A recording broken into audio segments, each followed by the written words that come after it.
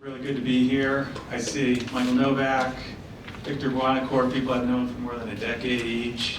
Lindsay Mastis, who I've known for many years now. I can't even remember, but several years. So really nice to be back, because the other thing I like to see is there's a lot of new faces, people I haven't met yet. You know, having been in the AI world for over a decade, you run across a lot of the same faces. But one of the things that's really changed is that it's now accessible to everyone. And so I'm seeing all sorts of new people, whether we were talking at CES or at Mobile World Congress or at the Gartner conference, those types of things. There's just a lot of new people in, and I think that's great, because AI has been an amazing technology for a long time, but it's been kind of inaccessible. It's been hard to configure, not everybody's had access to it, and now they do, and so that's what's amazing. So, I'm gonna start off. I'm gonna say one thing before I talk about these three people. The first thing I'm going to say is, in the immortal words of Ferris Bueller, life moves pretty fast, and so do my slides. So buckle up, this will be available afterwards. There are three people up here. There's a theme associated with each of them. If you don't know who they are, ask the person next to you. All right. I don't know if this is actually going to play. We'll skip that. That's the sound of inevitability coming, if people are familiar with the Matrix. All right, so first thing people know, it's a big market, 1.3 trillion over about a 10-year period. Actually, trending a little bit ahead of schedule. This is a forecast from 2022. A lot of that's going to hardware. As you can see, those are sort of big numbers, training, and inference. But also that software line is really big. But you see each of those sectors are growing very fast. And in a lot of ways, it's the best of times. So, you think about a lot of companies, 2 times productivity improvement with Gen AI. 74% say they're getting positive ROI in their first programs. So there's hope, there's hype, but there's also value. And we haven't seen that in every technology wave in the past, particularly this early. When we think about the AI assistants, one of the things that TELUS Digital did recently was a survey of 1,000 employees in large North American companies, and they talked about this idea of what benefits do they get. So as you can see, a lot of benefits: faster, better, easier, makes their job more enjoyable, and they're using it for all sorts of different types of things. Research, summarization. By the way, if you haven't used this for summarization, everybody should use it. Whether it's Fuel-iX, which we develop, or ChatGPT, or Google Gemini, they're all great for summarization. Like, we all deal with a lot of documents. Like, just upload them, ask questions to it, summarize it, talk to your document. A lot of people don't know that that's like one of the best use cases. So, a lot of different types of things that people are using it for. And do you want, this is actually such a great statistic, do you want to continue working with an AI assistant, a generative AI co-pilot, whatever you want to call it? People who use these things want to keep using them, and that is a hallmark of adoption stickiness. And that's one of the things we think about when we roll out new technologies. I've been doing new technologies since the 1990s, and sometimes they're fads. But when you see something like this, not a fad. How frequently do you use an assistant? This is actually good and bad in some ways. We think about it because we've come off this era of social media, how many daily active users. What we're seeing is over half the people who use these use them on a weekly basis, usually a couple times a week, not as many daily. And we'll talk about some of the like little chinks in the armor here going up. But so why am I here? I've been in the industry for a long time, but I'm also part of an organization that's rolled this out to 50,000 users. And that's fairly unusual. I get some of the big cloud providers who are leaders in the space saying, how did you guys do that? Because, as we'll talk about in a few minutes, sometimes adoption is a problem, and there's a lot of reasons for that. But the good side is, you roll it out to 50,000 people, and you get a lot of benefits. So last year, TELUS saved $50 million, 500,000 hours saved in work with generative AI. It's a big company. 7,000 community co-pilots. We'll talk about those a little bit later, but those are like user customized capabilities. Running 25 custom applications driven by generative AI. And we have another, Fuel-iX, software program I lead. We have 5 in production as well. a lot of different new applications in development. And this is what it takes to pull this all together. So is that good or is that bad? It's a lot more complex than people think. And I'm going to throw this up here because this is how you get to Fuel iX to learn more, but there's also a workshop later today. This is going to come up again, so if you missed that, we'll come back to it. But the other thing about this is we didn't just start in 2020 or 2022 November when ChatGPT came out. A lot of things that we've learned and one of the reasons we've been able to accelerate is because we've been doing this for a while. We were doing this pre-generative AI, a lot of ML work, and then when generative AI came out, we were one of the first to adopt. And so we've been down this path, and I think there's some instructive things that we've learned during that period of time. And we also have the advantage of being a global company. If you don't know TELUS Digital, so TELUS, the largest Canadian telecom, TELUS Digital, the digital solutions part of the business, actually separately traded business, 75,000 people, a lot of contact center business, a lot of software development, software implementation. So we've done this, and we've done it all over the world. I just got back from Brazil. I was just in the UK. I was in India a couple months ago. I was in Spain, right? So this is not a localized phenomenon. I've also been in Canada a lot. Just tell us, right? Okay, so this is all over the world, and people are getting benefit. It does not matter the market because we all deal with so much information.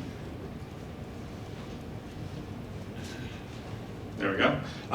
But there's another thing too. Really focus on responsible AI. So this is where we come from. We say, okay, productivity, everybody's getting those benefits, but we also want to do this responsibly. Security issues, safety issues, people have talked about that. One of the things I want to talk to you about is it is kind of the best of times in this world right now because we actually have a lot of hope around and some confidence around what's going on from a responsible AI standpoint. There was a lot of fear, I think, in the market a year ago, 2 years ago. But as we work through this and we start to bring this to scale, we've realized mostly it's manageable. So that's definitely a good thing. Okay, but worst of times. Is everything rosy here? Well, a lot of companies, 2/3, are increasing their AI investment, but not that many are moving into production. So why is that? Any organization, generative AI is so different from what we had in the past. In the past, you had to have engineers, software, business analysts all get together, work for months and months and months. A lot of computing power, all these different things, and then you pull something out and you'd be like, oh, that's pretty good, but we need to work on it, right? And then it would be over months and quarters and years that you would develop it. Generative AI, because you can talk to it like a human, and it's like so deft, most of the people in here have used it. Has anybody not used like ChatGPT or Microsoft Copilot? Good, so we all have a general understanding of it. So good, but see, over the weekend, everybody's got a smart engineer who can talk to a model, directly to a model, and be like, oh, this is great. It works, it's better than anything we have. But when you want to take it to production, you've got to add guardrails. You have to have RAG. If you don't know what RAG is, opportunity to talk to somebody in the room about that today, but it's a new way to pull data. You have to have authentication. You have to have a way to distribute it. There's all these other things, and most of these organizations don't realize they're building a new technology stack. But I remember back 25 years ago when we built a lot of custom applications. We've really been through 15 years of COTS, commercial off-the-shelf package, SaaS solutions. Your organization bends to the will of the giant software company. You mold your processes to them. Generative AI, because you can talk to it, it's easy to customize, is one of those things where you can actually bend it to you. But hard to get to production because you have to actually build an application around. It's not just about the technology. So only 1% of leaders call their companies mature, and I think they're being honest. I think it's more than 99% are immature. All right, so here's another thing. We did this survey recently. 68% of employees that use generative AI assistants at work are using personal accounts. So what does that mean? Well, they're using personal accounts and they're uploading sensitive information. So personal information, product, company information, customer information. This is one of the concerns that everybody has. We have this emerging concept of shadow AI. So if you've never heard of shadow IT, it's The organization provides you technology, but you bring your own technology. And then the organization doesn't know what you're doing with that technology, or if you're following their standards, or protecting their data, or your customers' data. Shadow AI is now the new shadow IT, and even more than shadow IT ever was. So, worst of times. Why do people not like them? So we just talked about the fact that over 80% of the people, 85%, want to use these, want to keep their AI assistant, but sometimes they have hallucinations, inaccurate information. It doesn't recall data that's there. Some people don't worry about trust and security. So this is the sentiment of the workers out there. They want to use it, but they're also concerned. All right, so what we talk about is technology adoption barriers. It's one of the things I really think about since I've been through so many of these waves, and some technologies take off and some don't. So all these different technologies over the last 30 years have had some level of barrier to adoption. Right now there's technology uncertainty, risk uncertainty, and cost uncertainty. So technology uncertainty, will it give me the right information? Will it work? Is it easy to maintain? Will I be able, do I have to swap this out in 6 months because one of the models is compromised that I used, had a security breach, now I have to switch everything over. Will that work with all the applications I built around it? Risk uncertainty. If you have a problem, you have an AI security risk, or you have a AI safety issue, what is the impact on your organization? What's the impact on you personally, right? And cost uncertainty. Does anybody know how much it costs to run an AI application? Nobody knows. Because it depends on how you use it. Like, different use cases can really change the customer profile very significantly. I just think about the idea of the contact center versus other like everyday employees and some of the things that we see in the software we've deployed at TELUS and TELUS Digital. A contact center employee will have between 200 and 400 conversations with a customer every month. So that's 200 to 400 uses of very long conversations. And if you're in the space, you mean that's a lot of tokens, right?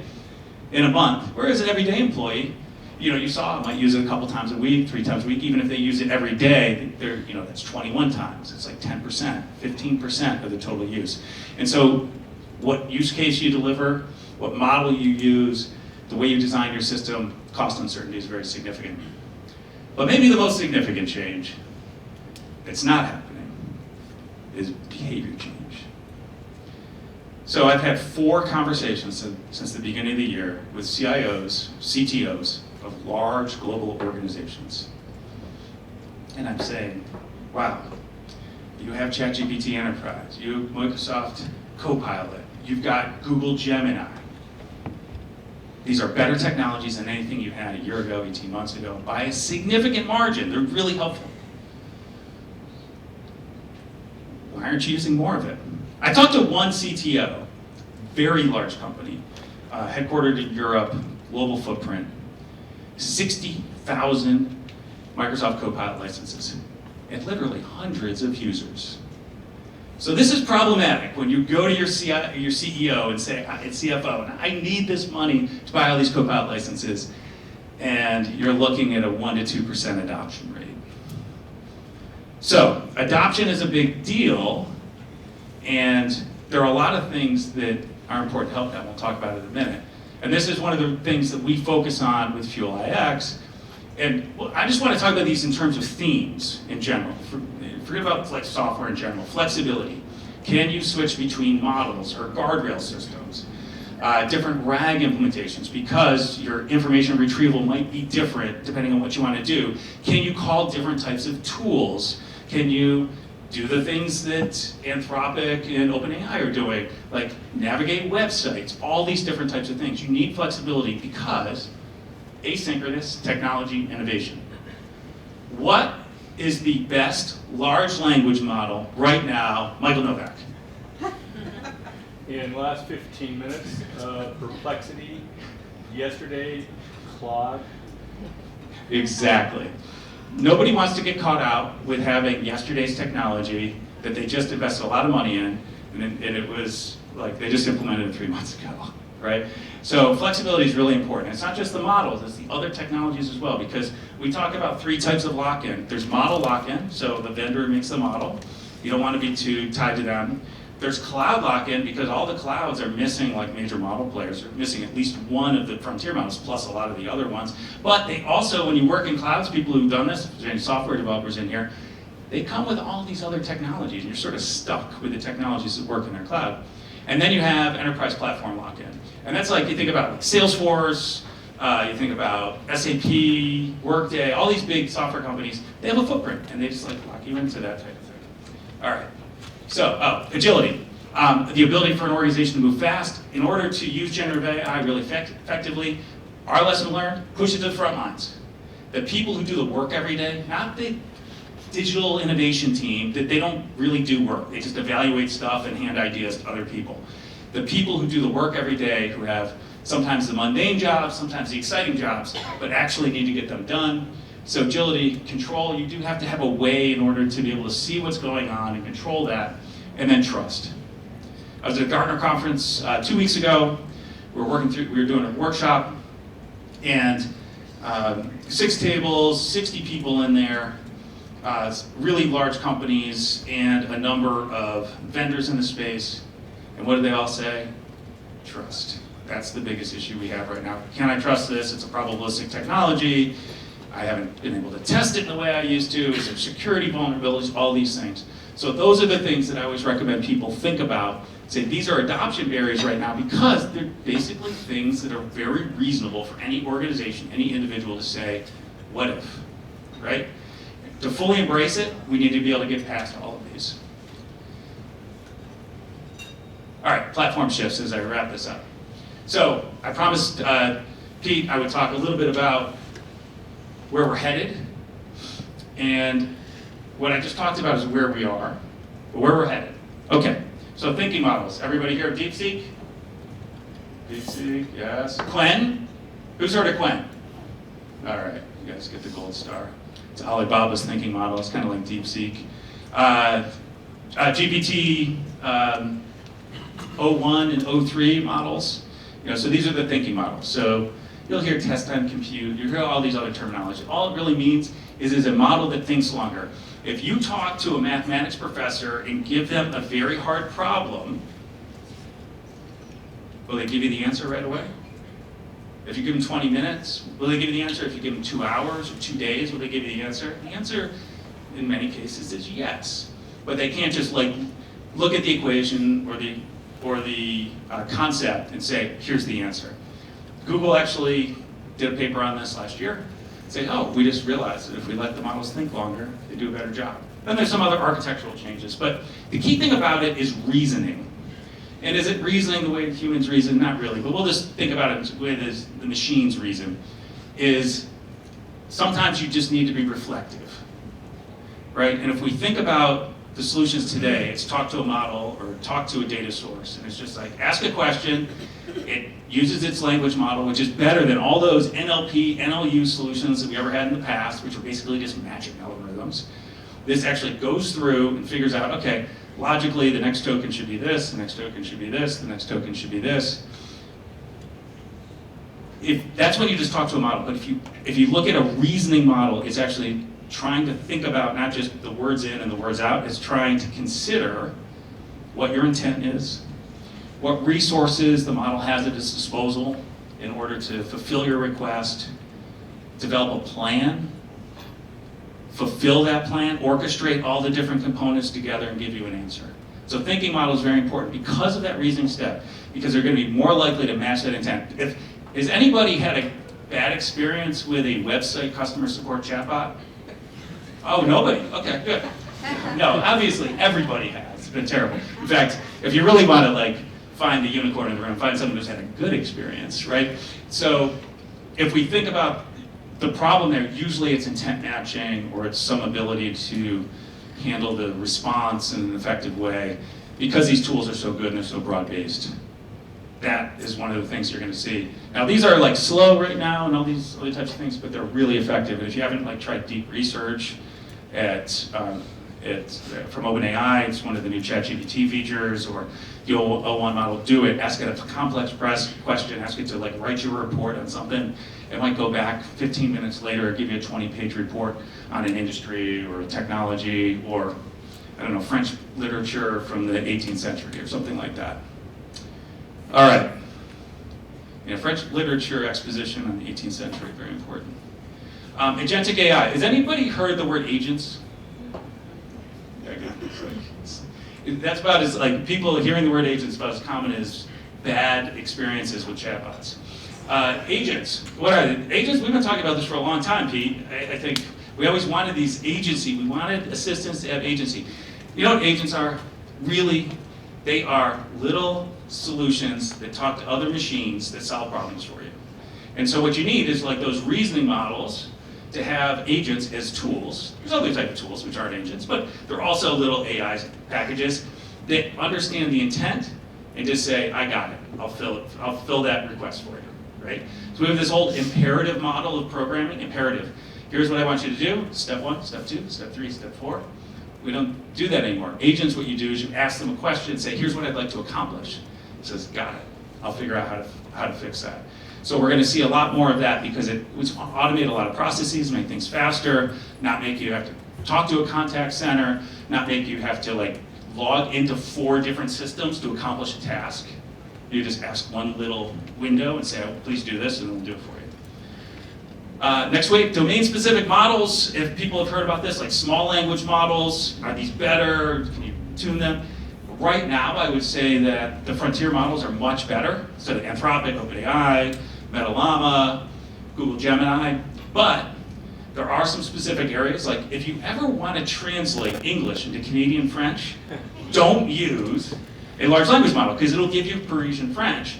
And the government of Quebec will sue you for not using Canadian French, right? So like, in that case, you want to train a model to be very specific. And there's some other things, like nomenclature specific. The defense industry, probably nobody in here from the defense industry, or government with acronyms, so those types of things. There's a lot of different things where you want that domain specificity. Smaller, more cost efficient, faster, put a reasoning model in front of it, delegate to some of these small language models, I think that'll be there. Gartner thinks this is sort of like 5 years out for these to be common, but over the next couple of years, you'll see a lot more of these. Look for the frontier models right now, domain-specific models about 3 years from now. The other thing I'm just going to point out, the real wave is use cases. That's where the value is. That's what's driving adoption right now. Everybody was enamored with the technology, what it could do a couple of years ago, but we just rolled it out to a lot of places. And I've got dozens more of these. Different customers we've done this to, or done this for. And the amazing thing about it is it tends to have value the first day. Now, you've got to do some other things up front. You have to have flexibility. You have to like build for agility. You have to have control. You have to do those trust elements. But use cases are the thing. And I back up just one thing. Nobody knew they wanted an iPhone in 2007. In fact, most people didn't even want one in 2009. But you know what Steve Jobs did every year? He got up on stage and said, look how amazing this thing is. Look what it did. Just made my day better. And then Angry Birds came out, everyone knew they wanted an iPhone, right? But it's that use case. It's that, iPhone for us was Siri, I guess. But the use case, I think that's what I would focus on right now. Not so much the technology. The technology is more than good enough. So figure out, grab the technology, wrap the things around it to make it a real application that's going to be sustainable, and get to those use cases and make it as easy as possible for the people who execute those processes in your organization to be successful. So I just want to throw this thing up here. Who's heard of Roy Amara? Of course, Michael. You're sitting in the front row too. So Institute of the Future, he would actually be 100 this year. So he's no longer with us, but very famous during the rise of client server, into the mainframe era, into the web. His law, Amara's law, is in full flourishing. We are heading to the point that people like Gartner, of the hype cycle, the trough of disillusionment, right? We've just been in the peak of inflated expectations. People are so excited, but then they're like, oh, actually, this is a little harder than I thought it was, and people aren't adopting. I've got 2% adoption of my Microsoft Copilot licenses. What am I going to do? So I have a feeling what we're going to do is we're going to have a little bit of a, we've already had a little bit of a pullback. You're going to see some people will be sort of talking it down. You'll see like little use cases here and there. It won't seem as world-changing as it has.